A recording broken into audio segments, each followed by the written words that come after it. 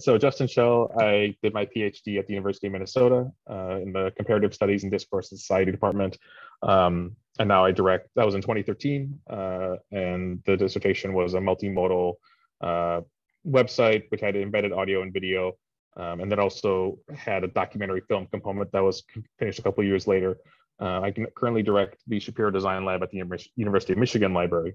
The project was called We Rock Long Distance, and it's a sort of alteration of a Fela Kuti quote. He said, "We dance long distance," and it looked at three artists who sort of more broadly were sort of diasporic hip hop artists in Minnesota, and so looking at both the way they utilized hip hop in expressing their own histories and backgrounds and goals and things like that, how they related to the different communities they were a part of, the place of hip hop within those communities, and sort of the contested way that hip hop existed in there, but also working with them in Minnesota, and then also going back with them to their conventional homes of Ghana, Thailand, and Puerto Rico. So I worked with Manifest, who is from Ghana, Maria Issa, who is a Soto Rican, Minnesota Puerto Rican. Born in Minnesota, but traces her roots back through New York, the New Yorkican, and Puerto Rico. And then Tusaik Ali, who was Hmong. He was born in a Thai refugee camp after the Vietnam War, and then came to the US when he was 2 months old. And so was able to work with them in different parts of the world and with members of their families, who they all have really incredible musical families in some way. And so being able to foster some collaborations, either me sort of documenting collaborations that already exist, or me helping facilitate those collaborations as well. So yeah, that's the project. Fantastic, thank you. And the film is amazing. I hope people will take a look if they haven't seen it already, but it's beautifully shot. The interviews are incredibly engaging. It's really, it's a delight to watch in a way that I think a lot of student projects are not always, and I'd love to hear a little bit more. I'd love to hear a little more about whether those were skills you had going into your project, if you had support along the way, or how did you achieve that high quality? I hadn't really recorded anything before 2007.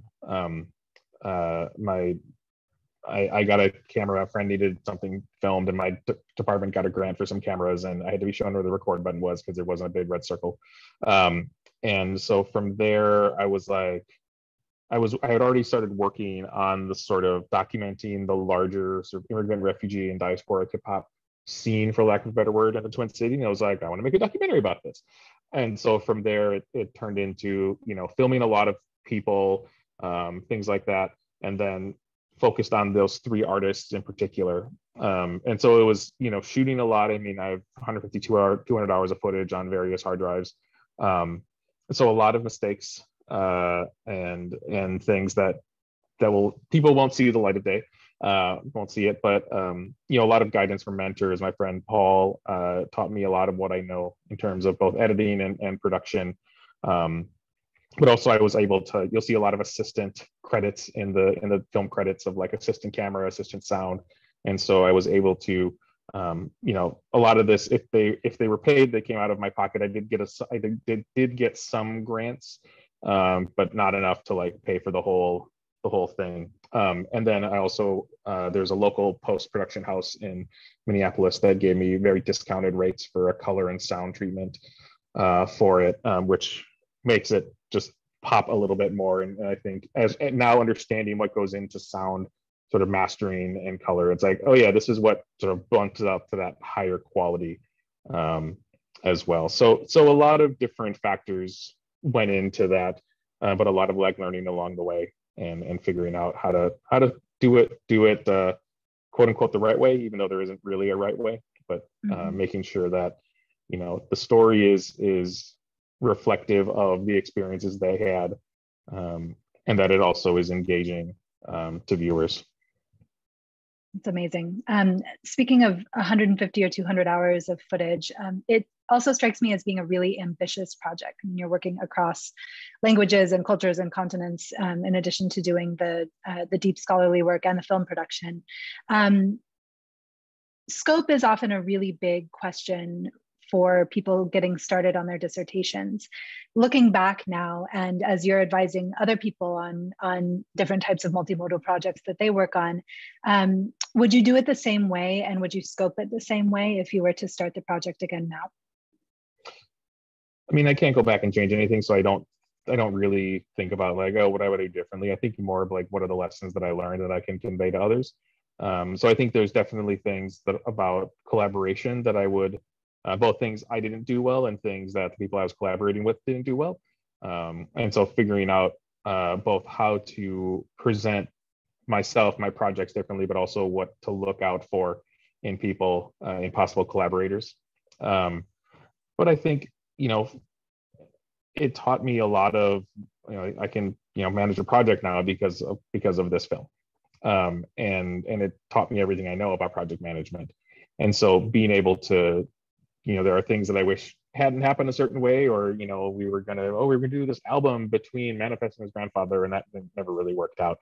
I was like, okay, like that was a thing that didn't happen, but it's okay. And so like figuring out just how to, I think having, I think one of the things that I approached it with is like, we have sort of signposts or sort of like things we want to discuss or areas we want to discuss in the film, but not quite sure how those work out. And I still think that's a good approach, not having like everything predetermined and you're just waiting for someone to say the right soundbite. But it also makes it hard to plan for in terms of like how you're actually going to get all the things you need. And if something doesn't happen, well, how do you deal with that? Do you deal with that in production? Do you deal with that in post-production and things like that? So it's continually trying to sort of look forward and try to anticipate where things can go wrong, but also being able to have things be open enough that things can be discovered and move forward. And you can go down those paths that are sometimes the most amazing things that you had never thought you would ever see or experience. That flexibility and curiosity, they seem crucial to like the intellectual vibrance of the project. That's great. Thank you, Justin. Anna, could we turn to you? Let's see. Hello. Hello, let me pin your video. There we go. Anna, could you introduce yourself and tell us about your dissertation? Sure. My name is Anna Williams. I got my PhD in English from the University of Iowa in 2019. And I produced the first dissertation in podcast form. It's called My Gothic Dissertation. Thank you. One of the things that I really wanted to ask you about, Anna, is the prospectus. One of your podcast episodes talks about the prospectus process and does so in a way that is narrative and interesting, and I think captures a lot of the feelings that people can have at that stage of the process, and a stage that's often not visible to people until they're going through it themselves. Could you talk a little bit about the prospectus process for you? You described it as being one of the most difficult parts of the dissertation process, and why was that? Yeah, I feel like for me, the prospectus was really hard because it seemed like an assignment that was asking me to have already written my dissertation before I had written it. And I think that a lot of students feel this pressure to provide a neat outline that they're going to exactly follow. And, all they have to do after that is just execute exactly what they said they were going to do in their prospectus. And as much as I really wish that my brain did work that way, my brain does not. I found that the real work for me, of developing an idea happens during the writing process. So it's hard for me to kind of, create this document that says exactly what I'm going to do ahead of time. That's so interesting. And I think, it seems like it shortcuts a lot of approaching the prospectus in that way, shortcuts or short circuits the kinds of curiosity and flexibility that Justin was describing as being so important to his process. So how do you understand the value of the prospectus stage? How could it be better? What purpose did it end up serving for you if it wasn't that concrete type of, very specific outline with guideposts? Yeah, this is a really interesting question. I think that just from my experience, what I think a prospectus could be really valuable for is maybe not necessarily outlining exactly what the project is going to look like, but just kind of being a checkpoint for students to make sure that they can conceive of a project that fits the scope of what a dissertation should do, but not be held super accountable if the details change. So it can be a step where you are advised by your committee on what you can reasonably accomplish in terms of scope, in terms of structure and organization, and just make sure that you have reasonable expectations for those things, because for a lot of people, this is their first time completing a project of this size. So just, I think the prospectus can be really useful for kind of expectation setting and scope, like Justin talked about as well. So I think, looking at the prospectus almost like a template where the details might end up being swapped out, but like in general, this is we're getting a sense of the major overall structure, making sure, and also I think within, setting that structure, talking with your committee about, okay, what parts of this could change throughout the process and what parts are expected to change, and what are the parameters for how far afield we might go in these certain areas.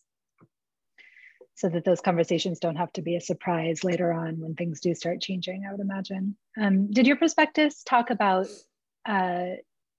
format in addition to subject matter and argument? It did. I think that the majority of it talked about subject matter and argument, and then there was a section at the end of it that talked about format and how the format was actually enacting the subject matter and the arguments that I had just laid out in the previous section. Interesting. And then once you were working on the dissertation itself, how did that process shift for you? I mean, did your mode of working change? What shifted for you? Well, I think that my prospectus is posted, like the written version of the prospectus is posted online, so people can see it and see just how tremendously my work shifted. Basically, I developed an entirely different framework to approach the subject matter that I wanted to approach, which was graduate education. I originally thought that I was going to talk about it within the framework of Victorian amateur culture. And I ended up kind of making a swerve and feeling like actually talking about this through the framework of Gothic fiction is a better fit, not only for the subject matter, but for the medium as well. I thought there were a lot of really interesting possibilities for sound in doing a project about the Gothic. So the core arguments, I think, pretty much stayed the same, but I completely reframed my approach and, selected a lot of different primary texts to be focusing on even in the chapters. And I'm really lucky that my committee didn't seem to be too thrown off by the shift that I made. They didn't hold me to the letter of what I had proposed in my prospectus. So I was very grateful for them doing that. Thank you. It's so interesting. Thanks very much for that, Anna. Sonia, could we shift over to you? Let's see. Let me pin you. Okay. I think I'm on. Yes. Sonia, could you introduce yourself and tell us about your dissertation, please? All right, so Sonia Estima, and I just completed my dissertation just this past December, so less than a year ago, December 2020.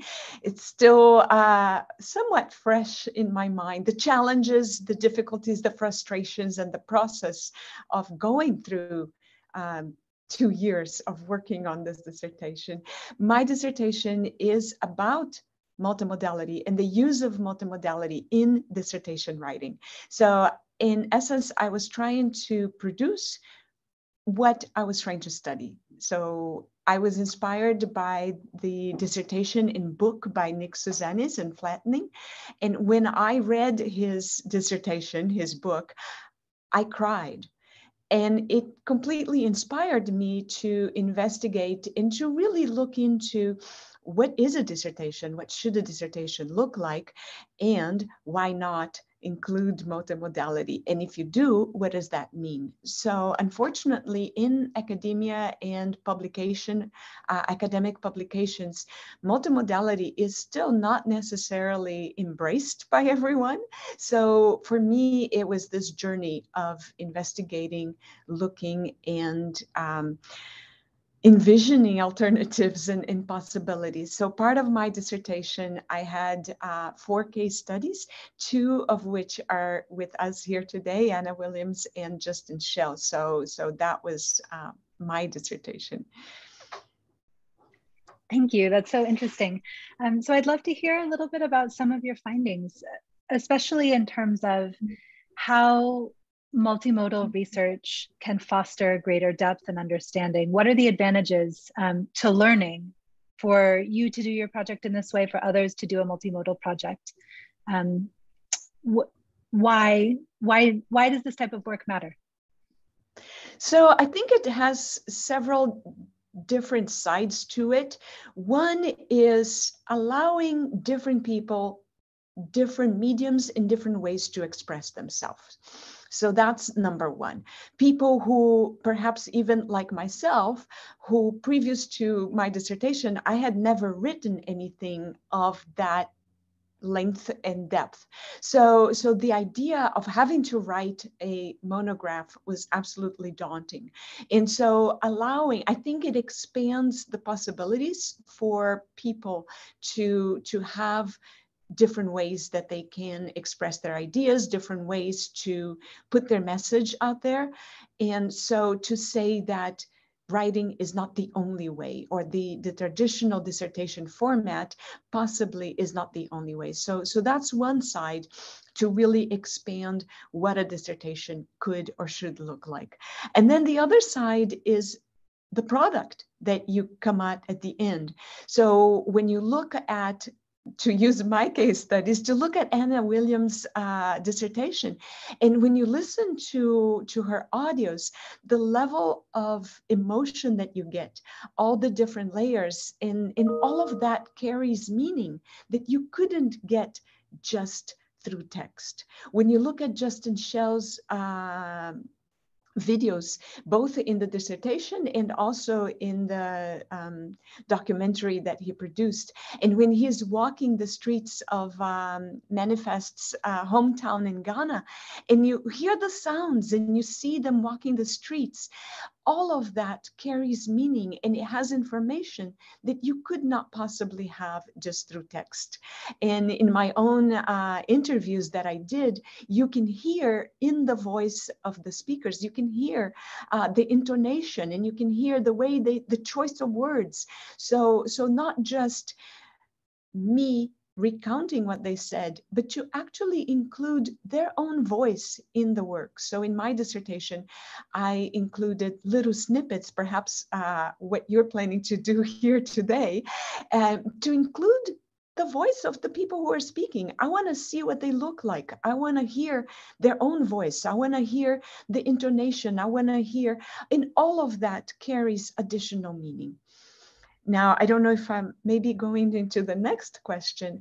With that comes a lot of challenge, which is once you get that video, once you get that audio, how do you analyze it? So there is all kinds of layers that you need to consider, both in the production side, but then also in the analysis at the end. Yeah, is there more that you'd like to say about that in terms of what that analysis looks like and what some of those decision points are? So yes, My initial idea was that I was going to produce one long documentary, very much what Justin did on a different topic. But then part of the requirement for my dissertation was I was told my advisors were extremely supportive. And at the same time, I was required to have the text. I was required to have this long monograph to go along with the videos. So then in the end, it was really this challenge of finding where to put the videos, how the videos mesh with the text. One of my advisors kept asking me, after I submitted the first drafts, my advisor kept asking me to introduce the video and to provide a few sentences or a paragraph about the video before the video. And I kept insisting, no, I don't want to do that. If I have to explain what's in the video, then what's the point of having the video? The video needs to speak for itself, by itself. And at the same time, it needs to work with the text. So that's a big challenge. It was a big challenge for me. I don't know about the rest of our colleagues here in the call, but I don't think we're not taught that yet in school. Maybe some high school, some elementary school teachers are now incorporating some college classes on how to produce multimodal compositions. So we're maybe making small steps in the right direction, but I certainly wasn't there. When I started producing my dissertation, I certainly had no experience on how to include media and text and how to make it work together. So that's, I think, a critical aspect of producing a multimodal dissertation, of what kind of media you're going to use. Does it make sense? Does it add anything to the message? And then how do you weave all these different forms and mediums together to make one cohesive product in the end? Yeah, absolutely. And that connects to one last question I wanted to ask, which is, I know that you're a language instructor now, and I'm curious if the work that you've done on multimodal research and multimodal dissertation projects, does that influence your work in the classroom as well? Yes, absolutely. So Portuguese is my native language, English is my second language, and 99% of the faculty I work with are all non-native speakers of English. So that's one element. Writing does not come naturally for many of us, and for some of us more than others. So being able to use different mediums and different modes of communication to tell our message is a really big element. Then in language learning, of course, we are always encouraging our students and encouraging teachers to use video, to use sound in the classroom. So not just writing, but to really take advantage of all the different mediums that we have. So yes, absolutely. That's great. Thank you very much. Yvonne, we'll turn to you next. Let's see, one second here.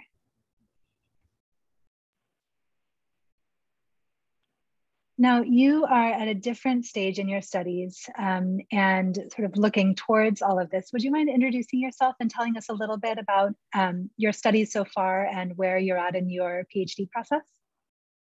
Absolutely. So my name is Yvonne. I'm a PhD student with the Interdisciplinary Humanities Graduate Group at the University of California, Merced. I'm a pre-doctoral fellow with the Ford Foundation, and my dissertation research is centering on an environmental and social history of southernmost California's Imperial Valley. The Imperial Valley is located along the US-Mexico border, and it's the place I grew up in. My proposed research plan is essentially highlighting how built and natural environments, social relations, and large-scale economies precipitated through these massive water development projects along the border. And so broadly speaking, I'm exploring how the Imperial Valley shapes and is shaped by agricultural production, carceral economies, and renewable energy between the 1940s to the early 2000s. And in my research, I'm currently planning to take exams soon. So I'll be advancing to candidacy this upcoming spring 2022, and getting into the more in-depth research and writing part of my work. And hopefully by then the more archives will start opening. Thank you. You and I met through a conference a year ago or so, and you were doing a presentation of a research project that you had created that you presented in comics form, bilingual comic about water use and water environmental rights and environmental justice. So that wasn't a dissertation project, but it was similar, I think, in its material, in that it was deeply research grounded, and yet you had a desire to be able to present this material in a way that connected with different readers than maybe a standard article or academic paper may have. And now, as you're looking toward your dissertation, you and I have spoken about some of the thoughts that you're considering as far as what that form might look like. Can you describe a little bit about what that decision process looks like for you? What are the trade-offs that you're thinking about when you consider what you hope to do with your research, where you hope that it can have an impact, and what that means in terms of how you might want to create it? Yeah, that's a great question. So I'm in the process of writing a social history through environmental changes. And I've been pursuing and thinking about my project as this history from below, really in the tradition of E.P. Thompson, who, in the 1960s really changed how historians were approaching history, through the ordinary life, or through the lives of ordinary, like, working class people. And because I'm focusing on just like common everyday folks in Imperial Valley, I want to make it accessible to, friends and family back home who are sharing their, family histories, these really, personal histories with me, as opposed to most of the work in the area, which is focused on like engineers, developers, investors, these like white and rugged men who set out to tame the desert, this environment. And there's a lot of really, fascinating stories that I've heard just from families and people who have grown up, for generations along the border. And that's something that's not talked about. And so I want to, I'm going to be writing, my prospectus at the moment is about 5 chapters. That's kind of half. The first half is this environmental history, these changes through water in the desert. And the second half is focusing on how that water, those water projects, that hydroelectric energy basically led to these like cultural transformations in the area for a lot of the Mexicanos, Mexican, Latinx families in the area, through spaces that were made through those changes in the environment, through like music, swap meets, these like resistance movements that have been kind of forgotten through that like longer mainstream history.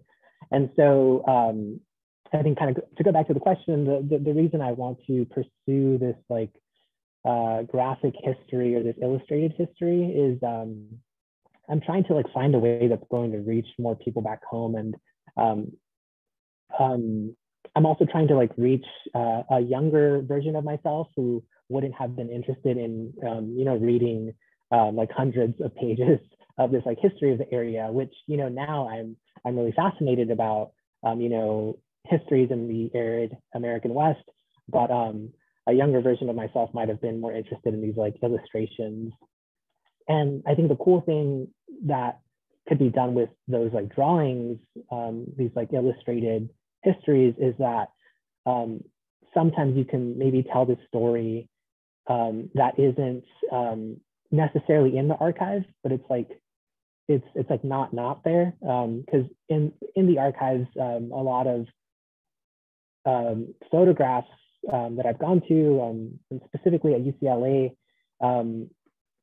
has a lot of like development, water development history, and it's again like focused on engineers and developers. You know, they're center stage with their hands on their hips, and all the workers, right, are in the background. You know, looking away. There's no one has a face, no one has a name, and so these like really rough illustrations that I've been doing, because I also draw, is trying to like basically, let's see if I say this correctly, if it makes sense.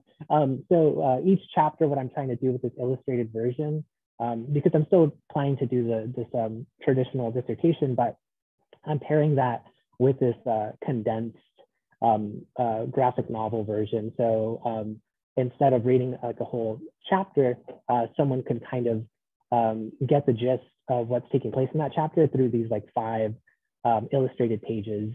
And in those pages, you could learn maybe what's taking place through this like fictional character that's inserted into history. So I've been taking inspiration from archival photographs of workers who, you know, half of their face is like covered through a shadow on their hat, or they're looking away. But then through the comic, this worker now has, you know, a name, and they're like kind of centered to that story. And so you can kind of get a taste of what that chapter is about. And at the end of those like 5-page like illustrated summary of the chapter, you can like learn more. So like, oh, look further into this like broader history of this through like chapter 1 or chapter 3. And so it's kind of a taste to what there is there. And it's like a creative way to kind of think about what was taking place through this, although fictional character, but they're inserted into this, you know, factual history, which to kind of just backtrack a little bit, that's what I was trying to do with my comic book, Thirsty for Change. I had, back in 2019, I had been doing some research on water governance in California with a nonprofit community water center. And we had been collecting data on who serves basically on water boards, who's in charge of governing drinking water for rural communities of color. And through that research in 2020, we were going to do public presentations in town, like platicas in English and Spanish, to, you know, let people know like, hey, these are like the elected officials who are governing drinking water. And a lot of the communities we were working with don't have like clean or affordable drinking water options in their homes and their schools. And so the plan was to kind of share this data and ideally gain some interested local residents to kind of run for these water boards and kind of make transformative changes at the state level through these trainings, through this nonprofit that I was working with. But, you know, the pandemic happened and we weren't able to do any of those public talks. And so this idea came about to create this fictional town in California that has a lot of these issues that we kept seeing taking place throughout the state. And, you know, I would argue even outside the state, but we were focusing on California. And it was a way to kind of insert these like fictional characters experiencing, you know, having a home that doesn't have safe drinking water. And they kind of find a flyer, basically, long story short, they find a flyer about this nonprofit, they go to a talk, they learn that they could, you know, go to these water board meetings to learn how their water is being governed. They're really upset, and they kind of learn about this training program that is a real training program for this nonprofit. And, you know, the character runs and she's like making changes at like the local level. And so there's like resources, there's resources from this nonprofit. And there was I think it was well received from, you know, people I had spoken with in the community off campus. And I thought like, oh, maybe I could do something like this to reach more, you know, folks back home that isn't like this traditional like linear Times New Roman 12-point font, you know. And so that's kind of long story short, but yeah, I pulled ideas from a workshop that had taken place on campus on translating research into comic books, and didn't think I would pursue that route until the pandemic came around. And I was taking a class, a graduate seminar that had introduced me to speculative fiction. that was Race, State, and Power back in spring 2020. And so these kind of ideas came together, and this is, I guess, kind of where I'm at now. That's so interesting. I didn't realize that about the way the pandemic had influenced your plans. I think there's a lot more that we can talk about with that and with everything that everyone has brought up so far. Why don't we pause there, maybe take a quick 5-minute break. Everybody can go grab some water, take care of anything you need to take care of, and then we'll come back and have a group conversation. Does that work for everyone? Okay, great. Come back at like 55 then. Just take a few minutes.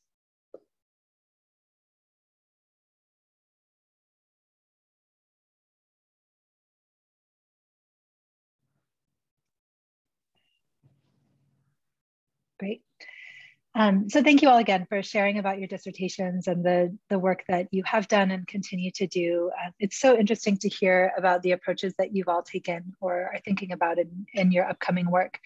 Now we'd love to hear you all talk with one another about how some of your experiences have varied, starting with the planning process. I mean, I think that really, as Anna was getting at in terms of thinking about the prospectus, this is really the planning process sets the course for so much of what follows, even though you don't necessarily know a lot of what's going to happen. And so maybe we can start there with thinking about maybe support that you had from your advisor or your committee, especially during that planning phase. What did that look like for you?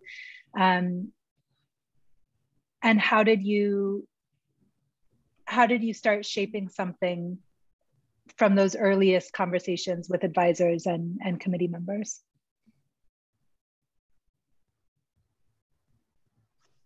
I can start. I mentioned in the chat the whole thing of advisors sort of wanting a almost like a formulaic dissertation was not going to work for me. First draft of a first chapter, even before, I don't even know if I was thinking about having the video component of it at that point, but basically all that my first advisor wanted to do was copy edit, and said, I gave him a first chapter and he gave it back to me half read, full of corrections, and said, try again. And said I should hire a copy editor. I was like, dude, I'm not hiring a copy editor for a first draft. And so from that point, it was another like year and a half of sort of struggling to, because it wasn't a lack of like content, it was how to find the narrative within all of these stories that I had been hearing, all of the material I was gathering for this. And that was what I needed the assistance with. So eventually it turned into changing advisors, and we all agreed that was the best thing to do. But even at the end, I had to write I wrote the preface for one particular faculty member who still wasn't on board with like this whole video thing. And so, and I think going into, some of what Sonia talked about, sort of I remember reading, how am I blanking on the name?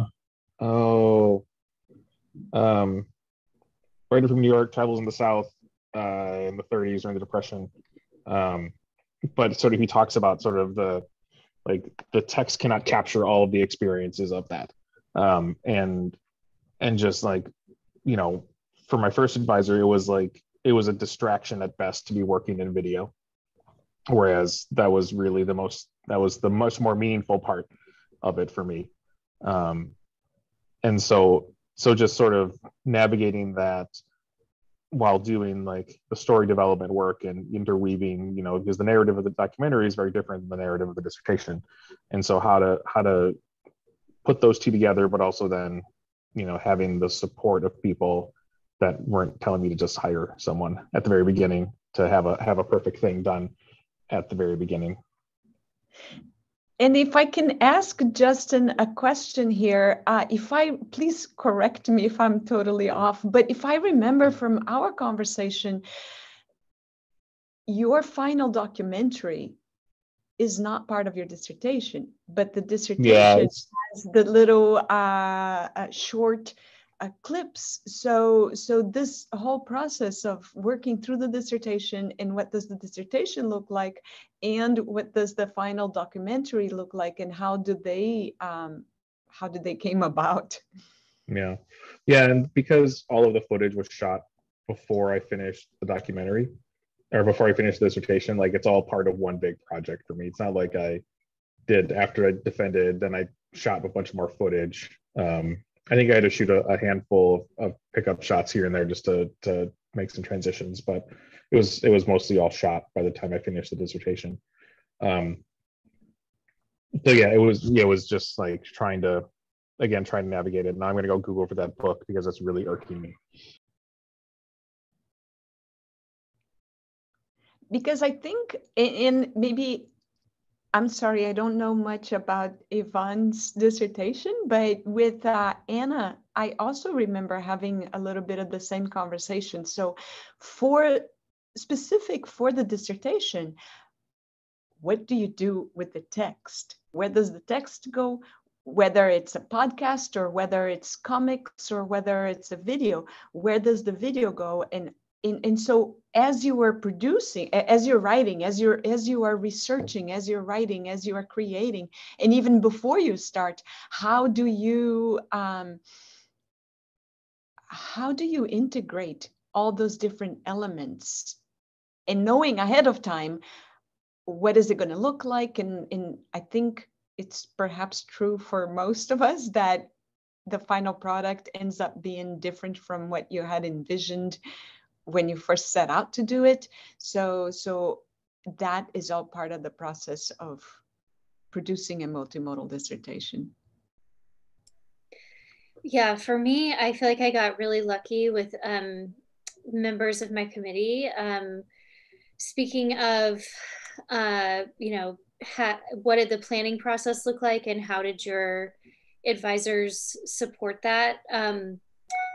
I had an advisor, my two co-advisor, co-chairs of the committee. One of them was a radio expert. He had written a book about the art of radio storytelling, and he worked in the nonfiction writing department, which is part of the English department that I was in. And so he really helped me build the case for why the medium that I had chosen to work in was not only sufficient for, conveying an argument, but in fact could help me convey a more sophisticated argument thanks to the layers of meaning that Sonia, you mentioned earlier when we were talking, through music and through sound, being able to really create a different emotional experience than you would have just on the page. So he really helped make the case during the planning phase for the medium that I was working in. And then I had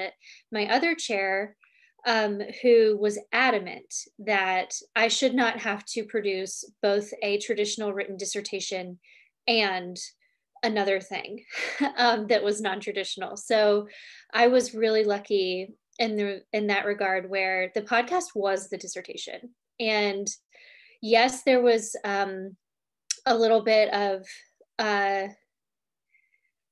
questioning at the beginning of but what is she going to turn in to the library repository, and what is she going to turn in to ProQuest, to the database?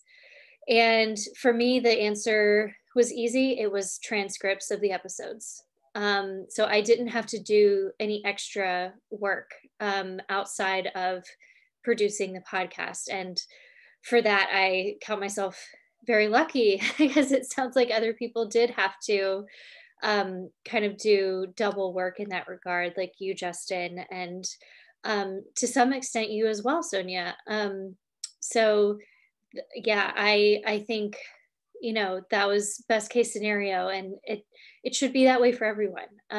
There's no reason why other media, the kind of work that you do in a dissertation can't be achieved through other media. You shouldn't have to also do a traditional written dissertation.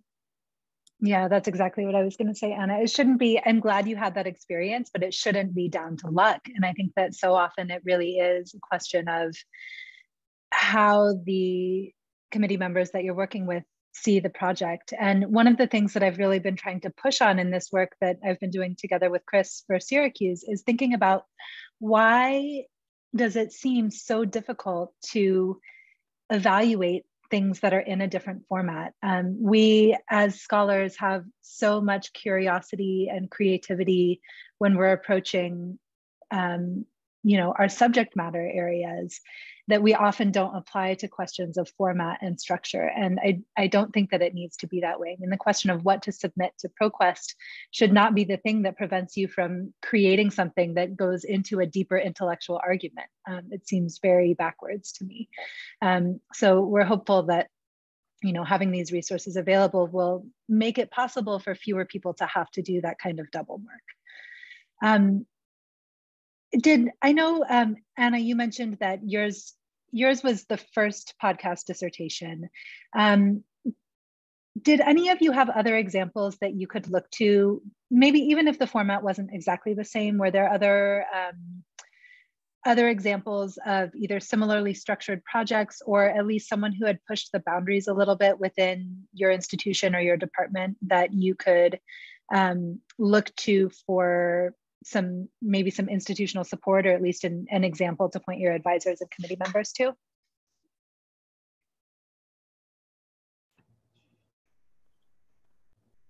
The only thing I can say here is my advisors were extremely supportive.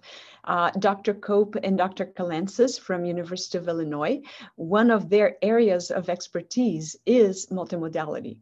And yet, even for myself, when I started writing the dissertation, Dr. Kalensis continued to ask for the written text to go along. So I think there is still a lot of resistance and if you look at the history of humanities and dissertation writing in humanities, I think there's still a lot of pressure for all of us in humanities to sort of, any academic needs to prove the depth and the rigor of their work. So there's still this, I think, felt by many, this pressure to show that, yes, we can be scientific. And yes, so there is still a lot of resistance for alternative ways of writing a dissertation or alternative ways of expressing yourself. So still a lot of resistance, I think, out there.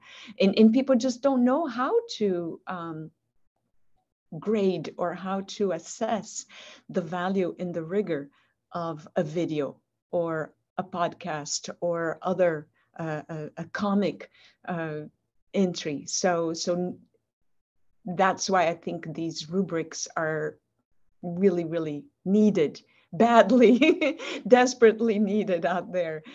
So other advisors can begin to have know what to look for. Mm-hmm.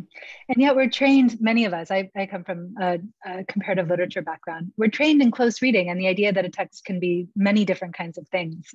So anyway, it's a little bit mystifying to me that it remains such a key point of contention, that there's like this challenge in evaluating. I'm not convinced it's the problem that it is often presented as. Ivan, you wanted to jump in? Yes, so in response to that, I think that question of is there like institutional support or examples that we've seen?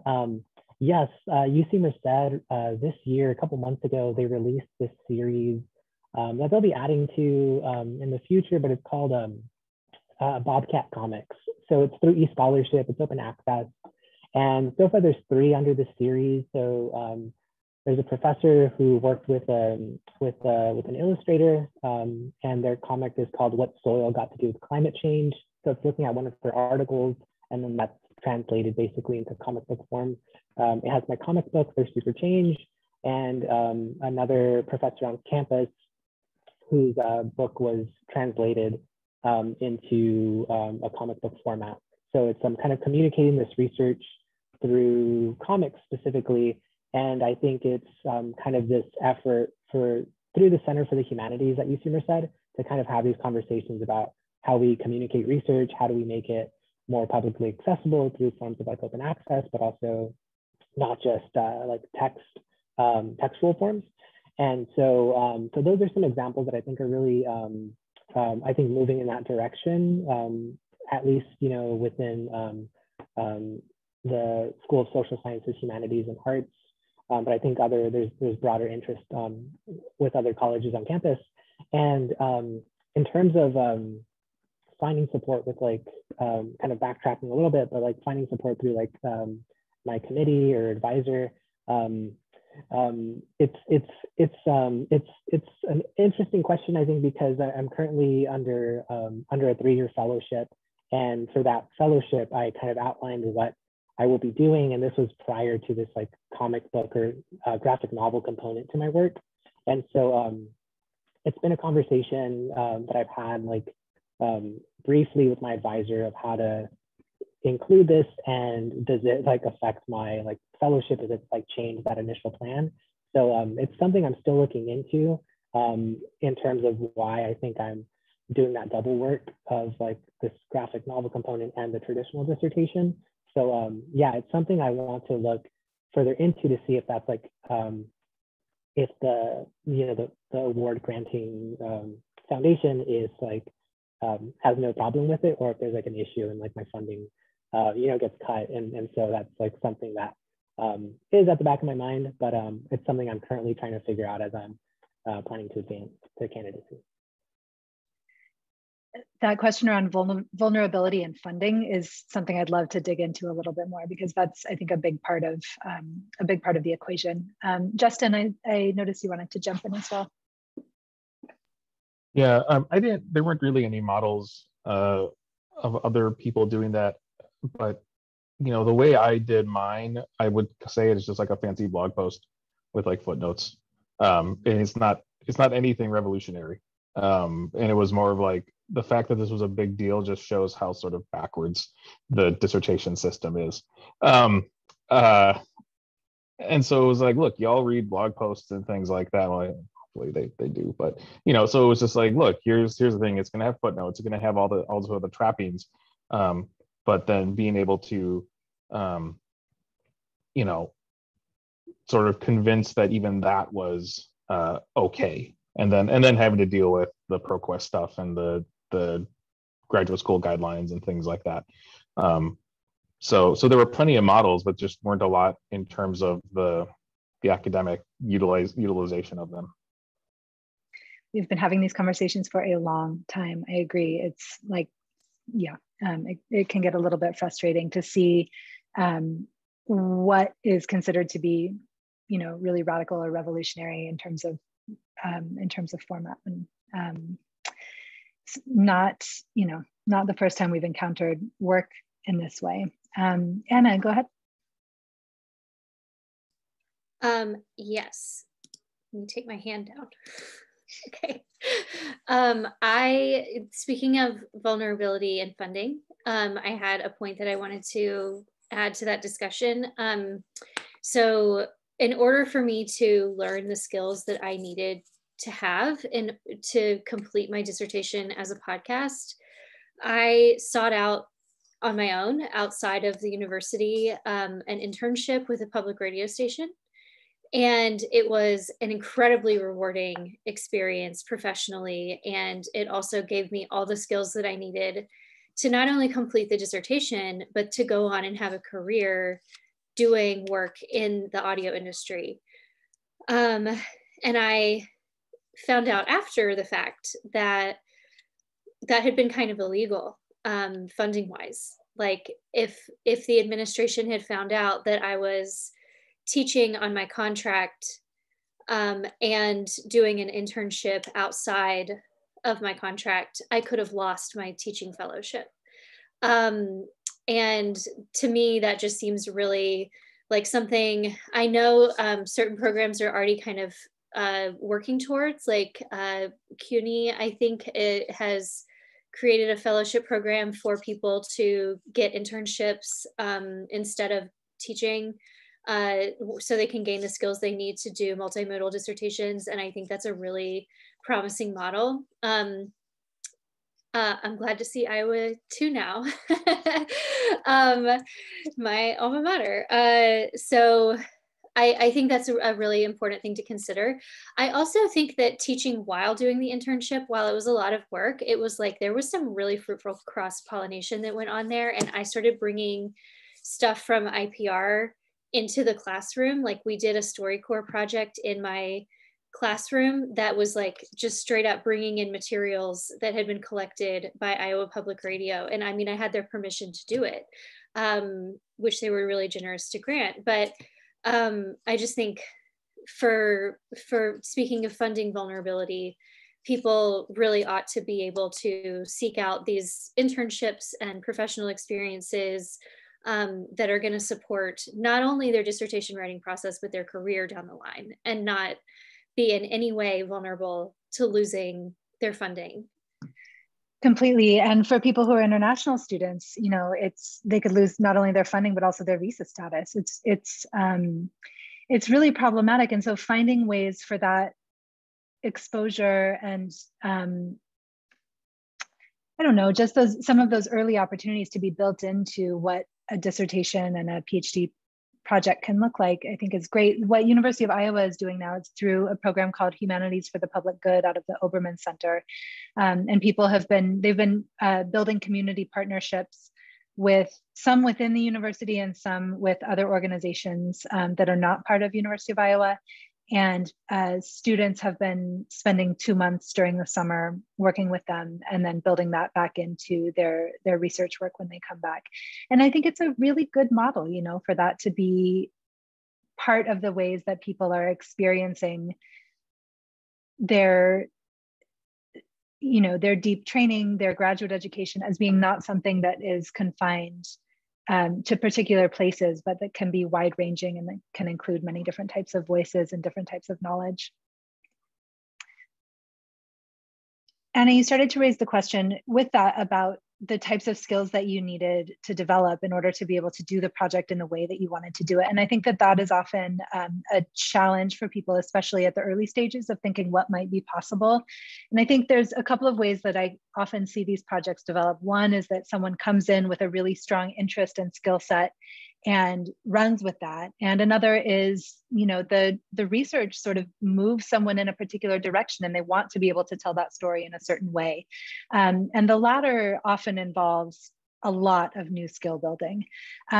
How did you all experience that? I know you've talked a little bit, each of you, about the kinds of skills you needed to learn or refine as part of your work, but how did you seek that out? Anna, you sought out an internship. What were some other ways that you all built up the skills that you needed, and where did you find support?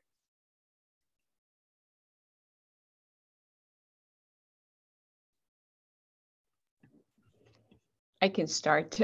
So knowing what I could do or what I would be able to do was really a big part for me, because I'm not an artist and I had no previous experience in none of it. I'm not a video producer. I've done a little bit of photo editing, but never worked with video before, never worked with podcasting, definitely couldn't do comics.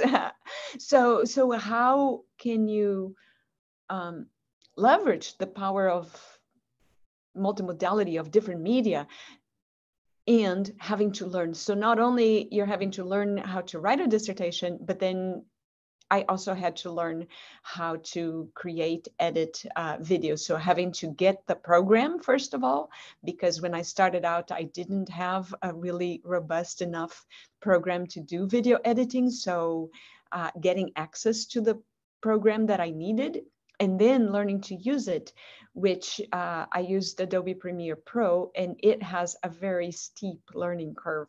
So all of that played into the work that I had to do. And it was painful at times. And even having a computer that can run the software too. Working for a couple of hours and then having to scrap everything you did because that wasn't it. And it didn't work. And then you got to start over.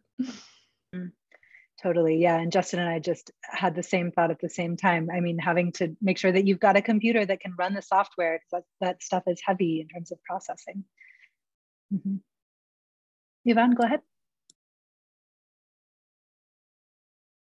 Oh, you're muted. So sorry. Okay, yeah. So I think like two parts to this. The first part is there was like support from these like regional rural justice working groups I was a part of, and there was already this trend to make work more collaborative with the communities we were, writing about, doing research in specific areas. And there's already this trend in kind of collaborative work that is also more accessible, to the people we're working with in rural California, the Pacific Northwest. And I had come into like illustrating and wanting to draw what I was doing with some experience in Adobe Illustrator. As an undergrad, I had worked as a graphic designer for a campus newspaper. So I was using those skills and kind of transferring them over. Although it was after not using, Adobe Illustrator for like 2 years, it was a lot of like relearning, and it was really time consuming. And there was all these shortcuts, which are like really fun, but it was really time consuming for like brainstorming what this like introduction comic page could look like. And so speaking of like, or like learning what like Illustrator friends had been doing, there's like, I found more like simple programs to draw with on a tablet.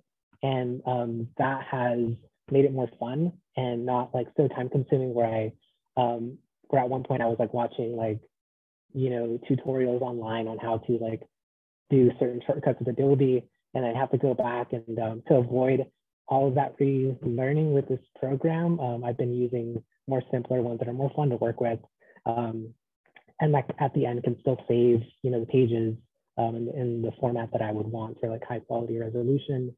So it's, I guess at this point, trial and error before I'm getting into the really into the majority of the work next year. I think another thing that helped me besides my internship was having my advisor be so familiar with working in this medium. And he had a course that he offered called Radio Essays. And I took that as I was kind of getting the dissertation off the ground. And that was also immensely helpful to be in a classroom with other students, not just learning the nuts and bolts of how to use the software that I ended up using, which was Pro Tools, but also learning the craft and like the art of storytelling in that medium and talking about it with other practitioners was immensely helpful. And that, I feel like that's part of the conversation we haven't really talked about yet, which is like interdisciplinary or interdepartmental collaboration. If your English professors don't think that they're up to the task of evaluating an audio project, well, there's probably somebody else in another department who is much more familiar with that medium and can be kind of the touch point, not only for the student, but for the other committee members to say like, this is how you evaluate projects like this. This is what you listen for. And it's helpful for the student to be able to take coursework with those people and learn from them as well. And also Justin, when you were talking about having to hire a post-production crew to help, I was thinking like, I wonder if there were students in a film department somewhere who are also looking to build their portfolios, like, could you collaborate with other students in other departments as well for the production of these multimodal, multimedia digital projects? Yeah, this is one area where I think that the humanities really could learn from the sciences in terms of like a lab-based model where people are working on different aspects of the same project with different skill sets. Justin, go ahead. Yeah, I just, at that point, I was really only working with professionals because I had a really bad collaborative relationship. Like unprofessional collaborative relationship work out. So I was just like, cool, this is going to get you across the finish line, and where I can just say like, go do this, to the extent that they were giving me a drastically reduced rate. So there's still that level of collaboration and engagement, but like, you know, less of like the fuzzy boundaries that can happen with those kinds of collaborations, which I am all for, and I recommend students that I work with do that. But to answer the question from my perspective, I was really lucky to have a really great sort of local media nonprofit called it used to be called IFP, and now it's Film North in Minneapolis. Actually, it's in St. Paul, but they're right next to each other. It's just across the border.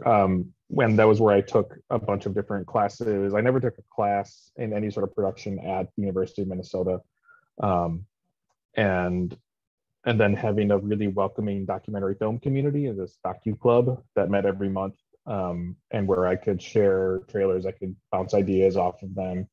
You know, the video stuff was not something that I could really talk to a whole lot of people about at the graduate program. But that was more of like the ethnographic side of things and the quote unquote scholarly writing side of things. But I was also working for the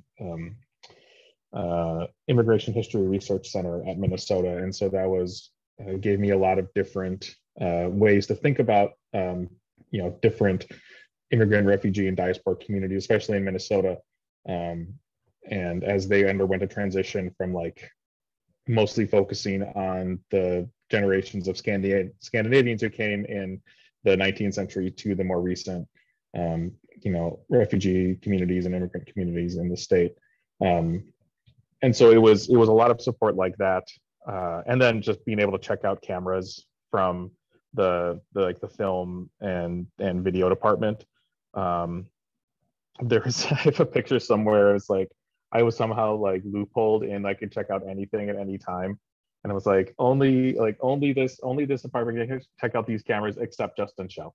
And so just like you know, shout out to Laura Servin for making that happen. And so it looks like a lot of things, and just like, you know, a lot of little things like that allowed it. And just it was so funny when you were talking about the evaluation, and I was like, there was an audio project where it was like a ding whenever you, oh wait, that's your project. And yeah, that's why it sounded familiar. Like a ding wherever there was a footnote or something like that. I was like, oh wait, that's Anna's project. Yes. Amazing. I love seeing these points of connection. Circling back to something that you said, Justin, about the documentary club, and Yvonne, what you were saying about like changing the type of software you were working with, this brought another question to mind for me, which is the role of, or the place for pleasure in scholarly work.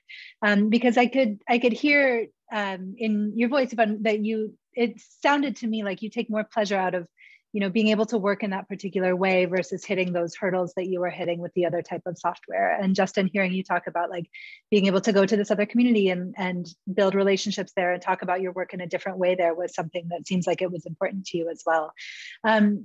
So is there a place for joy and pleasure in graduate education? Is that too much to hope for? So. I hope so. It was there, but yeah, go ahead, Anna. I was just going to say, absolutely, there should be. I think for me, that goes back not just to dissertation, but the work that we do. My work now, I work in faculty development, and the big challenge that I have is how do you get teachers to engage and to be active and to be active producers of knowledge, not just consumers, but both consumers and producers. And most of, again, the teachers that I work with are non-native English speakers. So for many of them, academic writing and academic consumption is a little bit out of their league, if you wish. And so giving them different ways of communicating, why not? And then going into the fun part, yes, absolutely. If that's what's going to take for you to get engaged. So many people writing a 70-page text is completely out of question. So why not use video? Why not use podcasts? In the process, have fun with it. Absolutely. I wish that we can promote it much more. And I think it's like, what's the point of this? Like, is the point to just sort of reproduce the same? I'd often joke that my first advisor was really good at making company men, because it was just like, I mean, they got all the awards too. So I was like, oh, you're in a good position to get an award for your dissertation. I was like, yeah, great. But, you know, and it's sort of like, how, you know, is this just a hoop to get you the piece of paper? Or is this for you to engage with these deeper questions and, you know, have some kind of effect on individuals, groups, the world, however you want to define it. And then it's not just like that thing you need to do that really sucks, that you just need to get through and get it done, so then you can go inflict that on the next generation of people. There's always the next hoop you have to jump through. Oh, sorry, I was just going to say, hopefully continue after you finish the dissertation. Yes. Mm-hmm. Just to add to that, yeah, I think there's definitely room for joy. I think if I didn't have this, like, I don't want to say outlet, but like this other component to my work, because it's a lot of the stuff I read is really depressing. I spent a lot of time reading about like race making through histories of law, labor, and landscapes. And back when I was a teaching assistant at UC Merced, a lot of the undergrads I worked with were like, towards the end of the semester, even like early on, we're like, wow, this is really depressing history. You know, these are courses in critical race and ethnic studies. And one thing I think that was like a changing moment for students was like when we started talking about leisure in class. So it wasn't just like a labor history, but thinking of people existing outside of their work, you know, how yes, there's struggle, but there's also joy in what people do. And I think finding that for me through like art, just like art expression for my work kind of makes that work not so like heavy, because like the readings are really heavy and it's just like, oh, but there's like, does anything good happen? But, you know, there is, you know, there's this like sense of like, this like future, like this more like better future. And I think being able to communicate that through like a comic or like some other like form outside of that traditional dissertation might reach, you know, more students or like a broader audience to think like, oh, how can I use this, you know, to like work towards this, you know, other future that I don't necessarily want, or one that I want to like avoid if I can. And so, yeah, drawing, finding joy is definitely something that keeps me going with my work, especially over this past year where it's been even more isolating than previously. And so if I could find a way to have joy in this while still doing, you know, the heavy reading, then it keeps me going. And I hope it, you know, inspires or is helpful for someone else who ends up like looking at it or reading it in the future. Going off of what you just said, Yvonne, like finding joy in the craft and the art of the project, I think is so important. And also something else that you said, like creating something that's accessible for the community that you came from and the community that you're writing about. Also such an important part of the process, and one that I think can bring a lot of joy.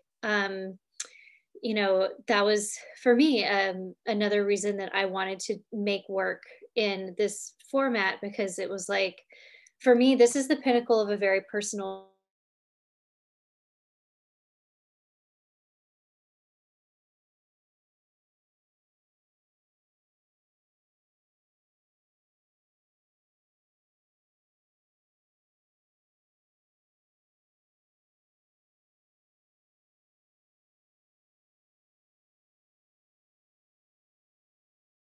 you know, and that they'll enjoy sharing with you. That a lot of joy can come from that process as well.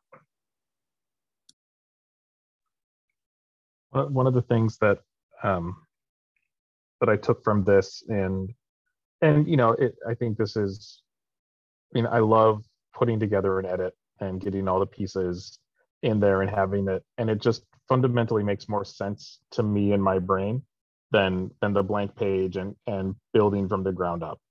And so realizing that about myself, it's like, oh, okay, this is the kind of work that I want to do that doesn't involve just like building the world on the blank piece of paper, but, and I think because it's always in dialogue with other people and other ideas, and you're sort of more like a sculptor and less like a painter. So that was something that I really took from that, and recognizing how just horrible the writing process was for me, and how much better the editing process was, while also difficult, but not as anxiety producing and than the writing was. And I think that those points of anxiety and pleasure are really different for everybody. And a lot of times academic spaces don't give you a whole lot of room to explore, you know, what those things are. I mean, for me, I like to write, and the thought of doing video or audio editing like makes me break out in a cold sweat because it's so unfamiliar to me. And so the places where we can find that joy and pleasure can look really different. And I think that makes the scholarship so much more vibrant too. The last big set of questions I wanted to talk about is, how can we make this kind of thing easier for people? I mean, we talked about the examples you had or didn't have that you could turn to, the support you had or didn't have from advisors and committee members. What would have made it easier for you? What could we do to, what could the Academy writ large do to reduce some of the unnecessary hurdles to making this kind of work more possible for more students?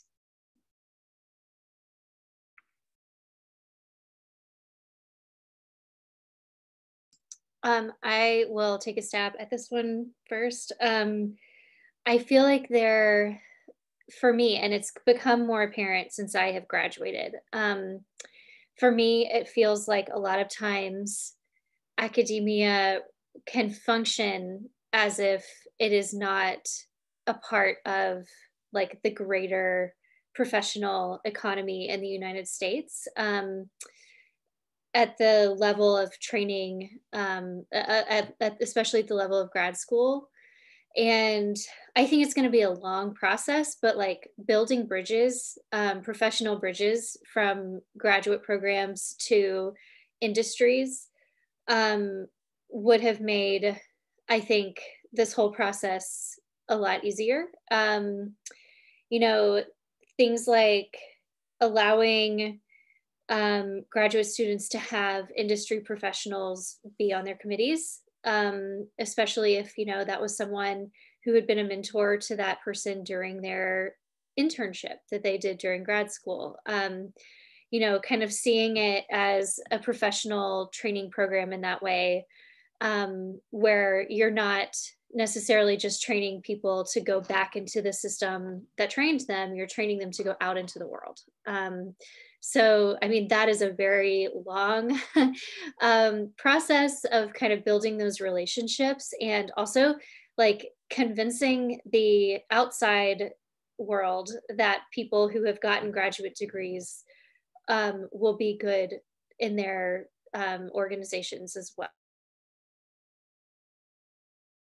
Dissertations we get, the better, the easier hopefully it will be for others to follow. And then the other side is the advising committee and the scholars who are advising doctoral students, for them to accept it and to understand. And so that goes into building rubrics and building models and having these guidelines published so that others can say, oh, okay, I get it. This is what it could look like. This is what I should be looking for. And supporting the student. So the two sides, both from the student side and then the advising committee side.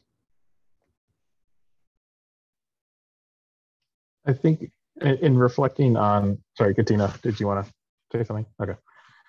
I think reflecting on I think both of your comments, I think something I wish I've talked to you a lot about sort of the behind the scenes stuff in terms of my advisors and things like that. And I often will be sort of hyperbolic a little bit when I'm like telling grad students to be as mercenary as they can ethically be when they go into graduate school, to advocate for themselves, get what they need, and get out. And just because I think that's the way to survive. And so I think, what you both have done in terms of showing that process and showing sort of the emotional just journey that I think you both went on as part of this, I think is really valuable, beyond like, make sure you're not scared to like bomb out your committee because it's not working for you. And I realize that that's not easy for everyone to do. But I think it's, I think in a lot of this sort of comes down to like, here are things that I think students will need to do to advocate for themselves, but it's not on them to change these kinds of systems. It's making people aware that others making these kind of graduate schools and things like that or that there are different options out there for this. And I think to what you said, Anna, that not only is this isn't just some weird experiment, like this is a way that goes into alternative academic careers. This isn't just like, you failed and so you're going to do this thing, but this is also in that way you talked about earlier, that isn't just sort of like sufficient for this, it's also sort of necessary for these kinds of opportunities, and can be its own sort of scholarly contribution, and perhaps even more relevant than your usual your sort of conventional humanities PhD.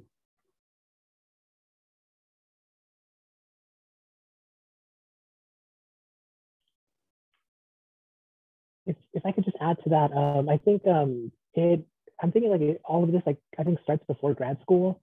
And so like thinking about like what a humanities education could offer as like a pathway to students, to like think about like how fields like history are not just about remembering dates. Because I think when I speak with students in like an intro class, they're like, oh, I don't like history because it's just like memorizing dates and important like presidents. And I'm like, no, like perhaps that's how you've been taught to think of history in like high school, but these are like stories to like understand our past and how it's like a line, a connection into like our current situation. Like how could we understand contemporary society or like our current moment through this legacy of like conquest, right? Or understanding the present through the past. And so I've been trying to do this with my like hometown, because I'm one of the like one of the few, very few students who have gone off to pursue a graduate education and pursue a PhD. And so I'm trying right now, I'm working with a community college that I started at to do like a mentorship program with a few students at the community college to be introduced to like why they might want to, once they graduate from community college, to transfer to a university and pursue humanities as like this viable option that could lead to a fulfilling life, fulfilling career.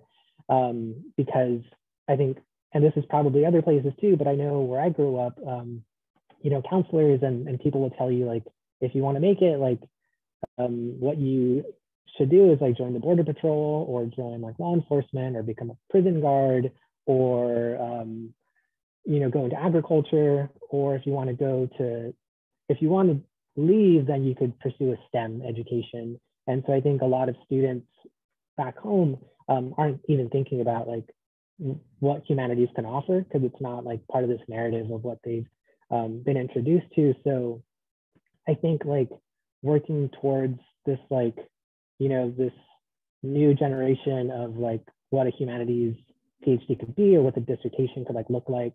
I think it starts, you know, before grad school, to get students to think about these like perhaps really personal projects that they're passionate about, and then turning that into like this larger, you know, research project that they could, you know, communicate in whatever way might be best, you know, for them in what they're passionate about. And yeah, so I think like, just, I guess, long story, I kind of went on a tangent, but I think, yeah, it starts earlier on to get students to think about how they might want to pursue humanities and how they might want to tell that story that, you know, they're interested in. One thing that always makes me, I don't know, comfortable, but like the sort of like alternative academic careers kinds of discussions, and like fostering these connections to industry. It's like the program that I did in grad school, the undergraduate was the studies in cinema and media culture. It had that. And basically all of those students who graduated with that degree went to advertising because they knew all the cultural codes. And so I think it's, you know, it's like, oh, I'm going to go be like a corporate ethnographer for the Gap, or like how to maintain that sort of critical perspective as we're doing this as well, while also just recognizing the realities of like getting a job.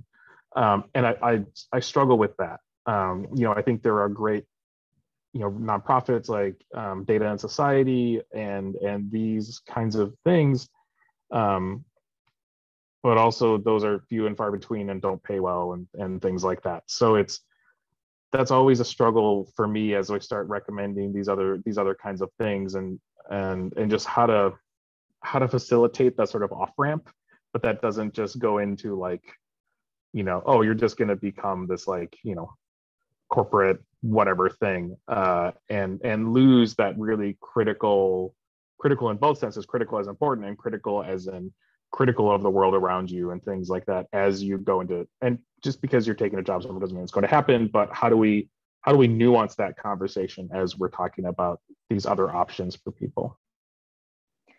Yeah, and even that I think is complicated, because I would love to see people with more critical perspectives in some of those industry positions. You know, we're all using those tools and platforms all the time, and yeah, we know, you know, the problems with algorithms, the fact that they're created by humans and they replicate all of our biases. And so having people at Google and at places that are working on that, but how do you go and like keep, like you were saying, Justin, keep that critical edge? But I think like the more examples that we have, I mean, circling back to something that Anna said a little bit ago, academia has long held this sense of like being set apart, and it's in the image of the ivory tower. It's in the sense of like an intellectual cloister, the way we often picture like a library as being sort of closed off, when in reality, like doors are being thrown open everywhere. And I think the more that we can embrace that kind of porousness of what knowledge is, where it comes from, who has it, who can share it,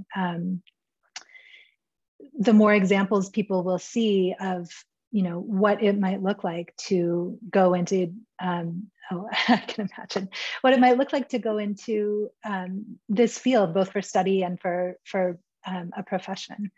But when, you know, even though people have been doing lots of things with humanities degrees for a very long time, if the institution and the department continues to only celebrate the one particular pathway and the one particular type of dissertation, then it's as if those other examples didn't exist, and everybody's constantly reinventing. So I agree with what you were saying, Justin, as well, that like it can't be on students to be the ones who bring about institutional change and cultural change. People who are in positions of security and stability have to be the ones that are fighting for that, and students need to get through, and they need to get through in a way that feels like they can maintain, you know, their integrity and their interests, and hopefully their joy as well. And I think you were going to say something. If anybody has just some final thoughts that you want to share, and then we'll wrap up. But I think I might have cut you off. I think I was just going to add, like going off of what Justin said, I think you might have said something similar about how it is absolutely very difficult to make the leap from being an academic critical thinker, like all of your analytical tools are very sharp, and you come out of the academy and you go into an economy that doesn't really want you to use those. Like you'll come up against some fights when you try to, especially if you're a lone warrior, you know, trying to take on you know, ethical questions that you feel uncomfortable about when you go out into industry. And it's really hard to do that alone.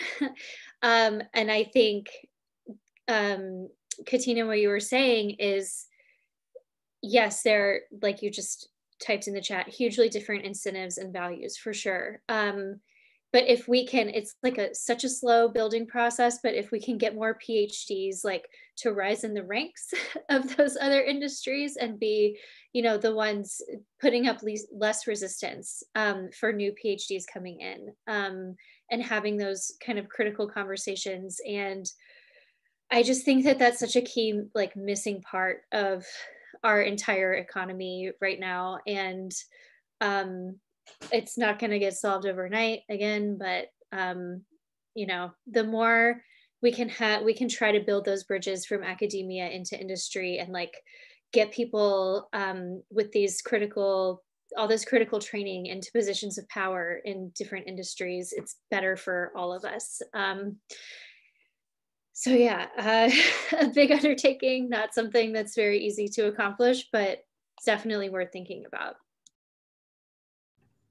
And the thing I keep coming back to, especially in the pandemic, is that all of these structures are made of people, made by people. It's not, you know, they feel difficult to change and they are slow to change, but they can change. I mean, these are all based on decisions and structures that have been, naturalized, not natural.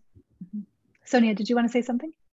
Yeah, I just wanted to share with you a couple of thoughts that I may not even be able to articulate it properly yet, since my dissertation, I just completed it not too long ago. But this process of going through writing the dissertation and then afterwards, and how, for me at least, the multimodal approach in producing a non-traditional dissertation has really struck me at a deep level of really thinking about and processing and finding my voice.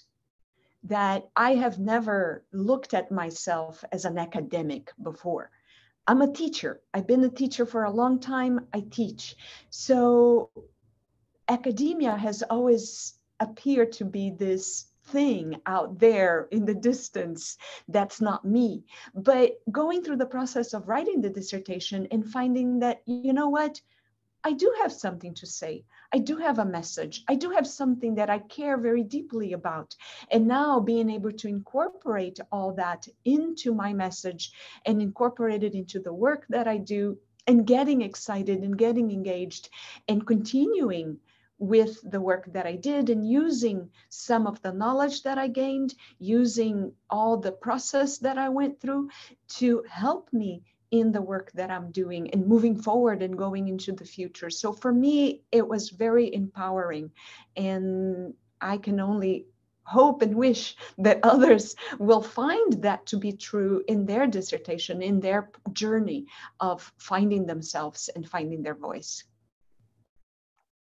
I think that's such a great note to end on, because I think it's easy to forget that that process does shape us as well, and that we're constantly evolving as we're going through these, very long projects. And I hope that it can be a process where people find joy, where people feel a sense of empowerment, and where people can find their voice. Thank you all so much for taking the time today. Thanks for bearing with the technical glitches. Thanks for sharing your perspectives and your experiences on the work that you've done and hope to do in the future. I really appreciate it. And it's been such a pleasure to get to know all of you and to get to know more about your work.